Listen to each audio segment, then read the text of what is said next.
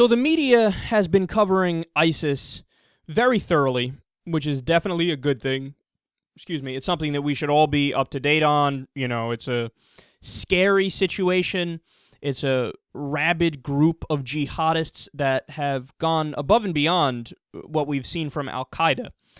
But they've almost 100% disregarded another group of people acting in a very similar way to ISIS, the Saudi government.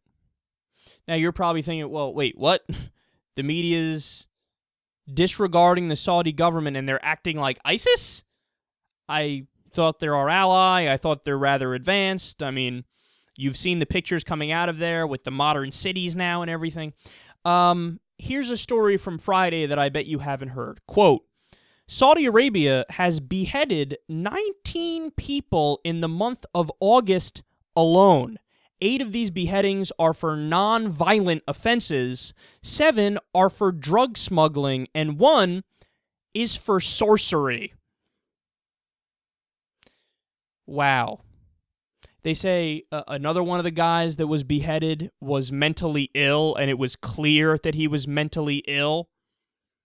And also, in terms of the specifics of the drug offenses that people were killed for, we brought this up the other day briefly. Somebody brought amphetamine pills into the country.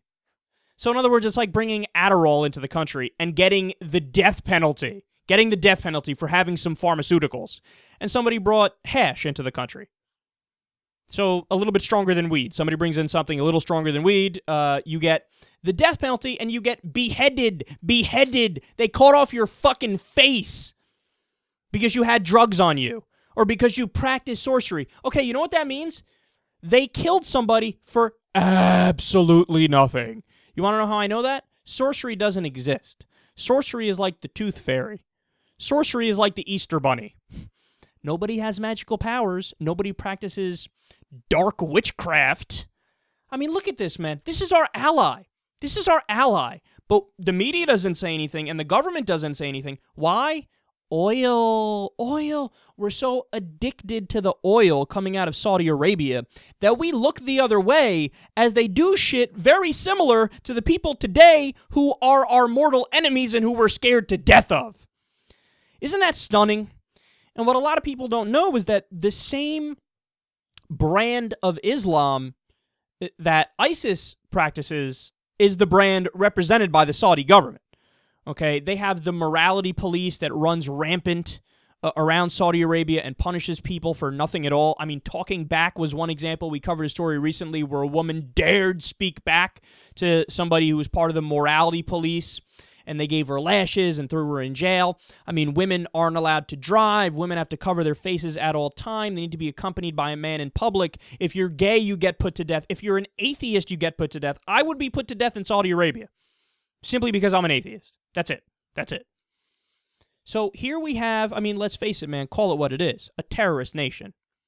I mean, they do violence in the name of politics in the most extreme and vicious ways. I mean, all states, to one extent or another, do that, but there are some examples where it's more understandable and there's a better argument for it. But in terms of just killing people for being gay, killing people for being atheists, killing people for smuggling drugs, killing people for nothing, sorcery!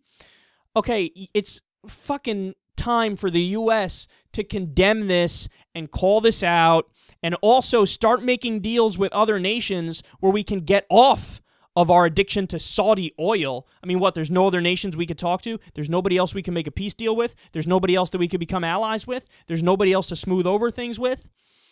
You know? I mean, it's ridiculous that if you're our ally, you could do something horrendously fucked up, and we'll shut the fuck up about it.